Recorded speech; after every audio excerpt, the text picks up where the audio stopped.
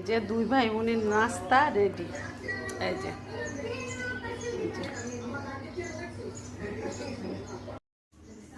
এই যে আমরিনের নাস্তা কমপ্লিট। এই যে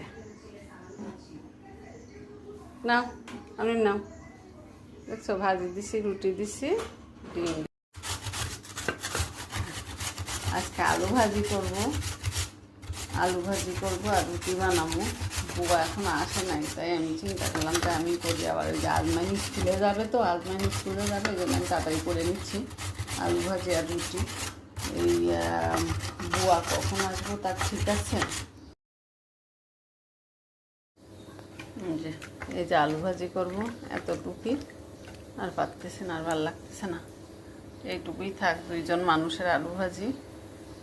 আমি পেঁয়াজ এরকম কেটে রেখে দিই, সব ভাল লাগে, পেঁয়াজ ভাল লাগে না, পরে আমি হলো ওই যে রান্নার সময় এরকম করে নিয়ে নেই। হ্যাঁ, পেঁয়াজ কাটতে অনেক কষ্ট, তাই বোয়ারে দিয়ে এই যে রান্না করে পেঁয়াজ রেখে দিই।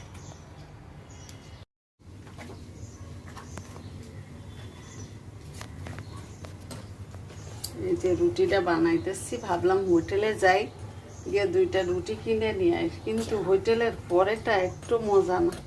কয়েকদিন ধরে আনতেছি তো মজা লাগে না। ময়নার অপেক্ষায় থাকলে আবার এদিকে না খেয়ে নিজে যখন বানাই না, তখন মনে হয় আমার চেয়ে ভালো, আর নিজে কষ্ট করে যে বানাই তখন মনে হয় আমারটাই সবচেয়ে ভালো হয়েছে। হ্যাঁ, আর পরে যখন দেয় মনে হয় না, ভালো লাগে না, মানে আমি তো নিজে কষ্ট করে বানাইছি, ভালো না হইলেও ভালো আমার কাছে। ঠিক আছে, তো এই রুটিগুলো কি সুন্দর কালারও হইতেছে, মানে এরকম হইলে এই রুটিগুলো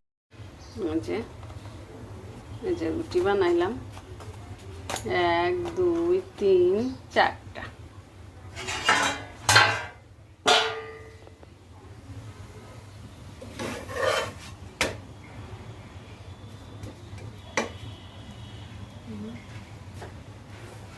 খালি পেটে এগুলা খায় সকালবেলা, খালি পেটে।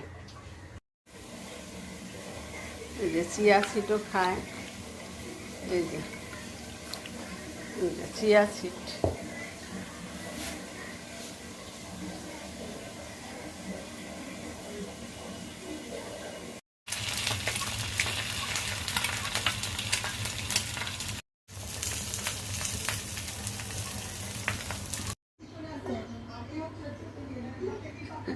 খাবারের স্টাইল দেখো গাইস, তোমরা দেখো দেখো দেখো, ওই যে দেখছো নি কাহিনী, বলে গরম।